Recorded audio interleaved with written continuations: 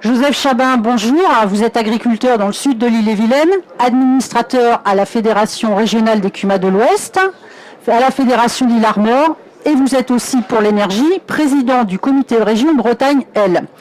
On sort d'un grand débat sur la méthanisation, nous sommes au Salon Auchan, et moi je voulais savoir quel était votre point de vue sur la méthanisation collective. Est-ce qu'il y a une place à l'avenir pour cette méthanisation collective ?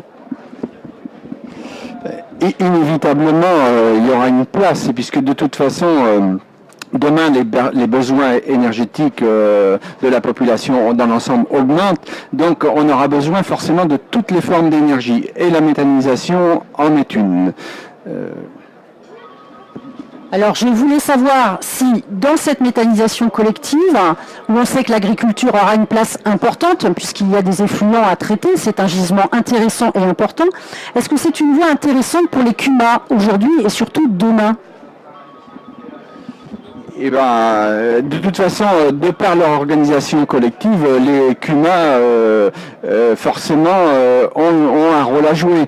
Alors c'est vrai qu'au départ, souvent ça commence par des projets individuels, parce que souvent un individu a plus de facilité à se lancer dans un projet, mais à un moment donné, si on veut que les choses prennent un peu d'ampleur, il faut leur donner une dimension collective. Alors on voit bien la complexité au travers d'un débat comme tout à l'heure, parce qu'il y a plein de types de projets, et chacun en fonction des territoires a une approche qui est différente, et donc tout d'un coup on se sent un peu perdu, quoi.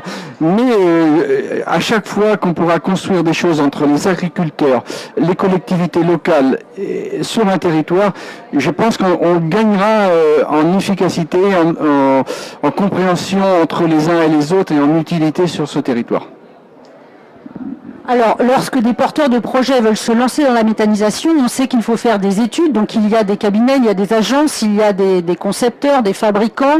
Est-ce que les FD CUMA, de leur côté, peuvent être un appui pour les CUMA qui pensent à la méthanisation ?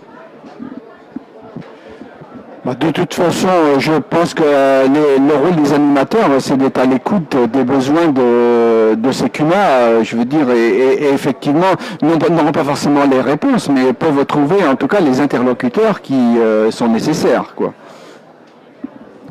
On a entendu pendant ce débat des témoignages très intéressants où des agriculteurs, en totalité ou partiellement avec d'autres acteurs, s'impliquaient dans de la méthanisation collective à l'échelle très locale de territoire. Je crois que vous êtes très attaché à cette notion d'investissement sur les territoires, et vous pensez même que l'investissement citoyen sur les territoires pourrait se développer et qu'il faudrait peut-être même créer un statut.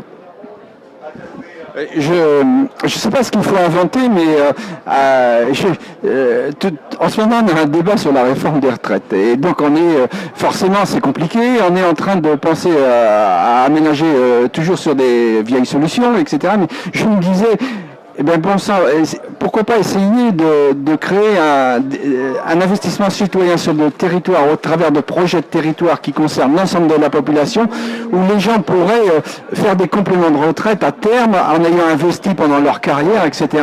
Et du coup en profiteraient. Et je pense que voilà, je me disais ça un peu comme ça, mais je pense que ça rendrait les choses beaucoup plus acceptables. On a un problème en France, c'est que dès qu'on a un projet, en général, on a des gens qui sont contre. Là je sais pas pourquoi, mais il faudra bien qu'on solutionne ce problème-là.